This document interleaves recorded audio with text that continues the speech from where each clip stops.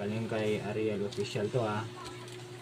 Guys, pag halimbawa ang laman dito, ang sinasabi nila, Apple, cellphone, tsaka necklace na 18K. Pag halimbawa, wala itong laman, o kaya necklace lang ang laman nito, yung cellphone na sinasabi nila na Apple, ibig sabihin, scam po yun. Wala po yung kumbaga katotohanan. Tingnan natin, buksan natin. Ayun pa, gunting.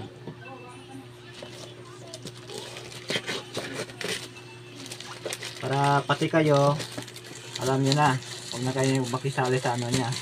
Kasi napapalaki na ng content yun. Baka pati kayo. Tsaka diba yun yung nabalita sa ano, wala yung cellphone? Yun eh. Sa KMJS.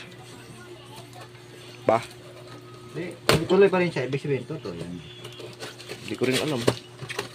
Okay na, buksan natin, baka pansit lang may laman ito. Ayun na guys. Wala to. Wala to guys. Ano yun? Kasi Buksan alam ko, natin. kanitong forma, walang cellphone to. Wala talaga cellphone.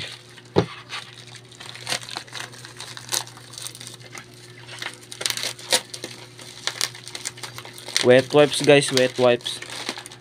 Wet wipes, so worth 800 with wet wipes. Tapos ano to? Ito. Ayan ata eh no?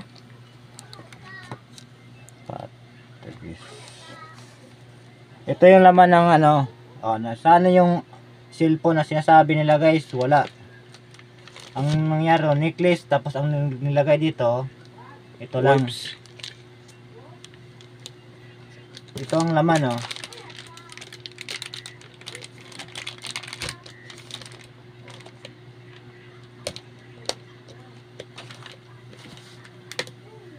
wala. Naka-record ba? Yeah. Wipes, ano gagawin namin dito? Worth 800 wipes ba to? Baka yan, ginto yan. Ito ginto nga to. Wait lang, titignan ko muna.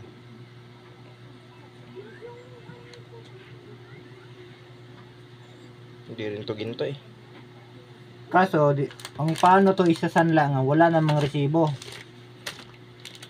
Hindi rin to ginto. O sinasabi niya pag totoo to, ipakita natin to sa ano. Mo ibili ng mga gold. Para madala na yan si, ano pa? Si Ariel's Official to eh. Ariel Official. Ano ba sinilano mo? Wait lang. Sige lang. Tapos, ayun ko na muna to.